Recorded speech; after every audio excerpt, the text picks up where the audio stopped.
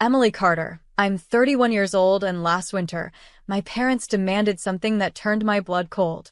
We were seated at the long dining table, the chandeliers spilling harsh light across polished wood. My father's voice carried no hesitation, only command. Emily, you'll sell the jewelry. All of it. $3 million, enough for the mansion your brother deserves. The words hit harder than any storm. My hand instinctively touched the sapphire ring I'd purchased after my first promotion, the one reminder that my hard work meant something. Across the table, my mother's eyes narrowed. She didn't plead. She dictated. It's not really your jewelry, is it? You don't need it. But your brother, he needs a home. And then there was Daniel, my younger brother, leaning back in his chair, swirling his whiskey with a grin that told me this wasn't a request. He believed he had already won. The air thickened. I felt small, as if every sparkle from the chandelier fractured into knives pointed at me. I wanted to laugh, to scream, to ask if they even saw me as their daughter anymore, or just a walking vault they could unlock at will. Instead, I whispered, "A mansion? For him? With my work?" Father's eyes hardened. "Yes. That's family duty." The silence that followed was unbearable, broken only by the ticking of the grandfather clock in the corner. Every tick felt like it was etching the word obedience into my skin. Later that night, I lay awake in my apartment, city lights cutting across the ceiling. My chest ached with a mix of fury and something heavier, grief. Grief for a family that saw me as currency, not blood. And then the thought came, quiet but steady. What happens when family stops being love and becomes ownership? I turned to my laptop, opened the digital vault, and stared at the glittering list of what they wanted to strip from me. The diamonds, the rubies, the emerald sets I had collected with sweat, sacrifice, and silence. They thought they owned my future. But as the city hummed below, I realized I owned something far greater. Because sometimes revenge isn't fire. Sometimes it's glass shattering beneath an auctioneer's hammer. The morning after their demand, I sat at my kitchen counter, staring at my untouched coffee. The steam curled upward like a question mark I couldn't answer. I should have felt defeated. Instead, there was something else in me, a quiet rebellion, pulsing beneath the surface. I opened my laptop again, scrolling through the digital inventory of my jewelry. Each piece stared back like a chapter of my life. The diamond tennis bracelet from the first merger I closed, the ruby pendant I bought after leaving a toxic relationship, the pearl set I wore to my first boardroom pitch. None of it was theirs. It was all me. That afternoon, I called Sotheby's, my voice steady even as my hands trembled. I'd like to arrange a private auction. $3 million worth. Possibly more. The agent paused, then softened his tone. "We'll handle everything discreetly." When I hung up, I glanced at the framed photo of my family on the mantel, my parents, my brother, me. We looked happy. A life frozen in glossy print. Days blurred into weeks. Meetings with appraisers. Contracts with auctioneers. Every moment I kept my parents in the dark. To them, silence meant surrender. To me, silence was strategy. One evening, Daniel texted me a photo of an empty estate lot. "Perfect space for the mansion," he wrote, followed by a wink emoji. I didn't reply. I just saved the image, not as a reminder of what he wanted, but of what he would never have. The auction day arrived like thunder. I stood behind the glass wall of a private viewing room as bidders raised their paddles. The air buzzed with numbers higher and higher until I realized we weren't talking 3 million anymore. We were talking closer to 5.5 million. I pressed my hand to the glass, not to the jewels, but to the reflection of myself staring back, a woman who wasn't property, who wasn't theirs to command. That night, instead of wiring money to my brother's dream, I signed papers with an architect. A hospital. In the small rural town where my mother had been born, the town she abandoned but never spoke of. And for the first time in months, I slept. Because I wasn't just dismantling their control. I was building something untouchable. It didn't take long for the silence to bother them. One Sunday afternoon, my phone buzzed with my mother's name. I let it ring until her voice filled the voicemail. "Emily, your father..." and I need an update. Daniel has already found an architect. Don't make this difficult. I deleted it without listening to the end. But by Wednesday, my father's call came, harder, sharper. Emily, enough games. We raised you better than this. Your brother is waiting. I almost laughed. Raised me? They had raised Daniel into entitlement and me into silence. But silence has a way of sharpening into steel. By the end of that week, the auction funds had been transferred into an escrow account. $500,000 had already been allocated to the hospital foundation. Groundbreaking was set for spring. At work, I kept my composure, but inside, I carried a secret too heavy and too bright. My assistant caught me smiling one afternoon and asked why. I just said, something good is finally in motion. Meanwhile, Daniel grew impatient. He sent photos of luxury cars, floor plans of sprawling estates, even wine cellars he thought he'd fill. Every message came with the same assumption that I existed to bankroll his fantasy. Finally, one evening, he showed up at my apartment. I opened the door to find him leaning against the frame, smug as ever. So, when do we see the check? I've already told friends about the house. I stepped aside, letting him in. He strolled through my living room like he owned it, picking up trinkets, glancing at framed art. You don't even need all this jewelry crap, he muttered. You don't even have a family to pass it down to. I stood still, pulse steady, almost frighteningly calm. Daniel, the jewelry's gone. He spun. Gone? What the hell do you mean gone? I let the words drip slowly, deliberately. I sold it. Every piece. His jaw dropped, his face red with disbelief. Finally. About time you listened. So when do I get the wire? I smiled, not cruelly, but with something deeper. You don't. It's already gone. To something bigger than you'll ever imagine. The silence that followed was almost holy. For the first time in my life, I wasn't small in front of him. I wasn't resource or servant. I was untouchable. And I could see the fear flicker in his eyes, the kind of fear only born when someone realizes their grip has slipped forever. The announcement broke on a Tuesday morning. I was at my office desk when the news alert lit up my phone.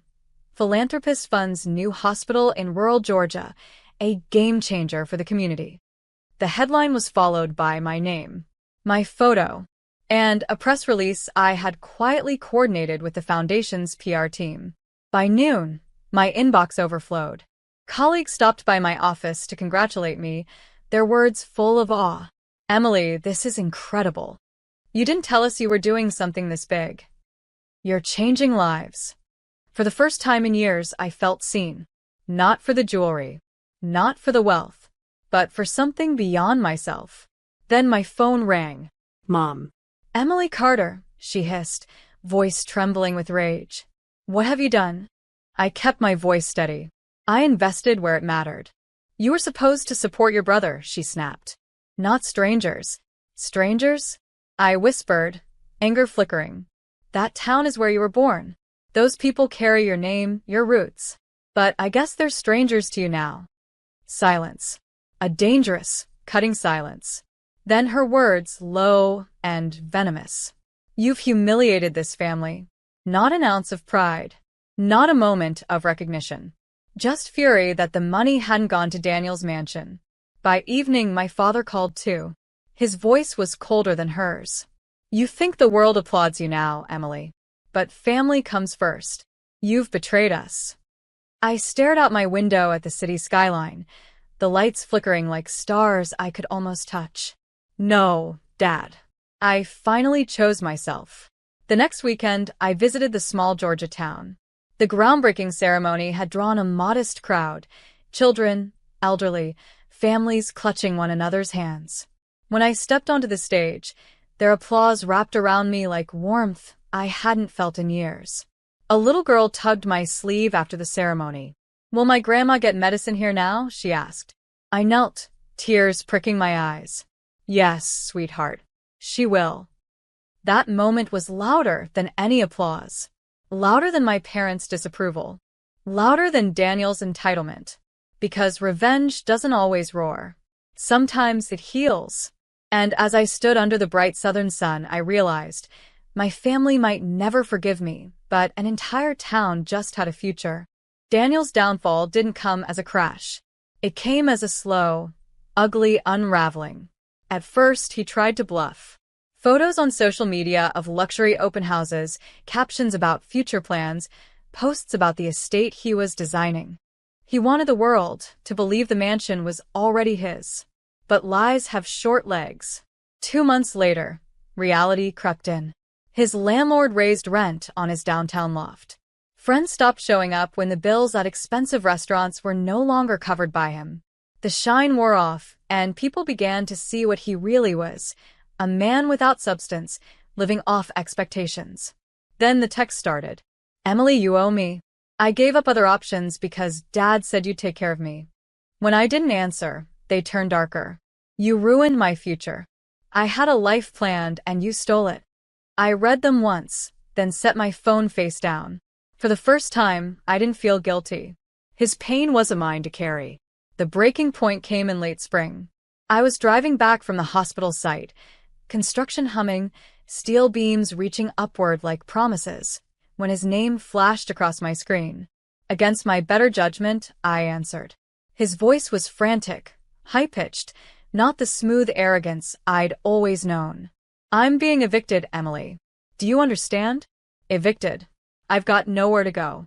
You should have given me that mansion. This is your fault." I pulled over, the steering wheel warm under my palms. "Daniel, you had every chance to build your own life. You chose to wait for mine instead." "You think you're better than me now?" he screamed.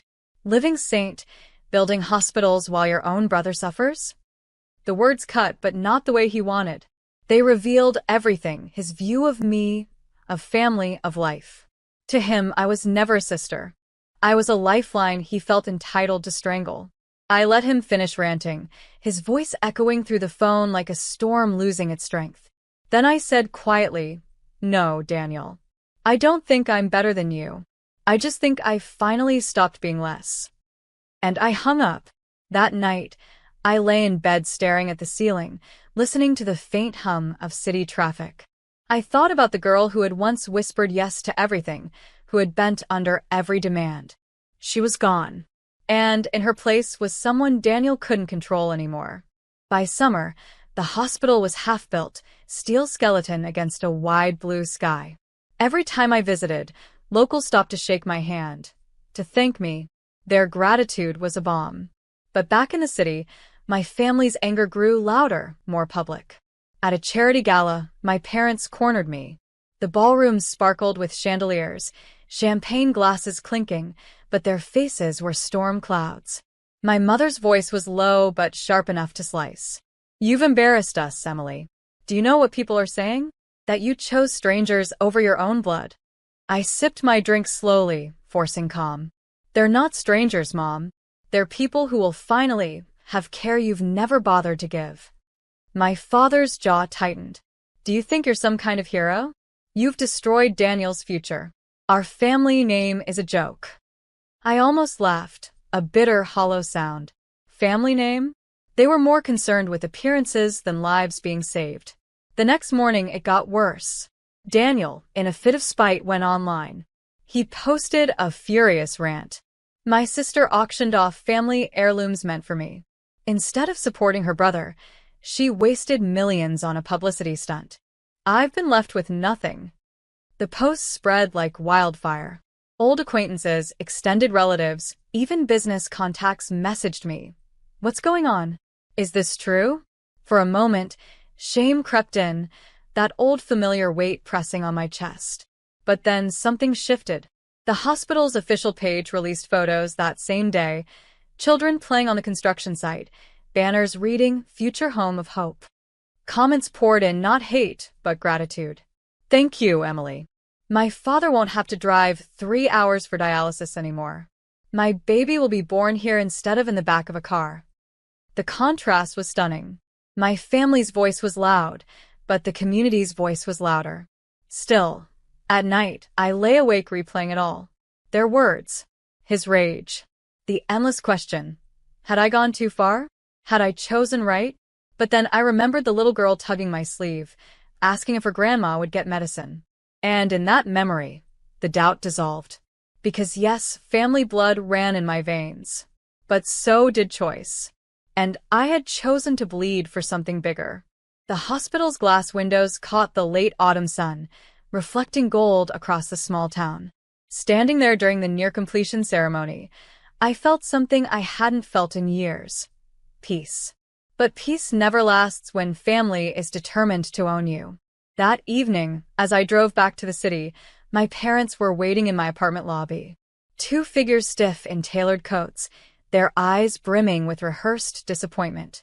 "Emily," my father said, his voice booming even in the quiet space, "you've gone far enough. We've spoken to lawyers. That money was family property. You will undo this." My mother chimed in, her tone sharp. "Daniel is living in a one-bedroom apartment because of you. Do you understand how humiliating that is for us? Humiliation. Not concern. Not care. Just reputation." I exhaled slowly, the kind of breath you take before walking into fire. "No, Mom." What's humiliating is pretending entitlement is love. Their eyes narrowed, and for the first time, I wasn't afraid. That night, I pulled out a sealed folder from my desk, documents I had quietly prepared months ago. Legal filings, trusts, foundations. Every dollar from the auction had already been locked beyond their reach. The next morning, I delivered the final blow. At the hospital site, under a banner that read, "Built with love, not greed," I signed the official deed transferring the entire hospital to a community trust. Ownership wasn't mine anymore. It was theirs, the people. The town. The patients who would walk those halls. The cameras clicked, reporters asked questions, and I answered with one calm line. This was never about mansions. This was about lives. That evening, my phone erupted. Messages from relatives, cousins, even distant family friends. Half furious, half awestruck. But the one that stood out came from Daniel. "Congrats, Emily. You've ruined me. Are you happy?" I stared at the message, my reflection in the dark screen. And for the first time, I didn't feel anger, or guilt, or sadness. I felt freedom. Because what they never understood was this. I hadn't ruined him. He had done that himself, waiting for a mansion instead of building his own house. All I had done was stop letting him build it on my back. Winter came early that year. Frost edged the windows of the nearly finished hospital, its glass facade gleaming like a jewel against the gray sky. I stood on the front steps during the opening ceremony, bundled in a coat, as townspeople gathered with candles and handmade signs. "Thank you, Emily. Hope lives here now." The ribbon was cut, applause broke out, and I felt something surge inside me. Not triumph, but release. Later that evening, back in my apartment, my phone buzzed again. A message from Daniel, written in all caps, desperation dripping through the screen. "I'm living in a one-bedroom, Emily. Do you get it? A one-bedroom. You took everything from me. You ruined my life." I read it once, then let the phone fall silent on the counter. His voice, my parents' voices, the years of demands, they all felt like echoes now, fading into a distance I no longer had to cross. Instead, I turned on the evening news. The lead story wasn't Daniel, or my family, or their disappointment. It was the hospital. The anchor spoke with warmth, showing footage of construction crews, local families, a child holding up a sign that said, "My grandma will be safe now." I smiled, the kind of smile that doesn't need to be seen, only felt. Revenge hadn't come with shouting, or fire, or winning an argument. It had come with bricks, glass, and healing rooms. It had come with a building that would outlive my parents' scorn and my brother's envy. Because what they wanted was a mansion for one man. What I gave was a home for thousands. I walked to the window, city lights glittering below, and whispered to the reflection of myself. They tried to own me. Instead, I built something no one can ever take. The silence that followed wasn't empty. It was full of peace, of closure, of a life finally mine. And somewhere, I imagined my brother pacing in that cramped apartment, still screaming at a world that refused to bend for him. My parents, sitting in their grand house, realizing that for all their talk of legacy, mine had already surpassed theirs. Justice doesn't always look like punishment. Sometimes it looks like a hospital standing tall in the place where no one thought it could exist. And that is how I ended it.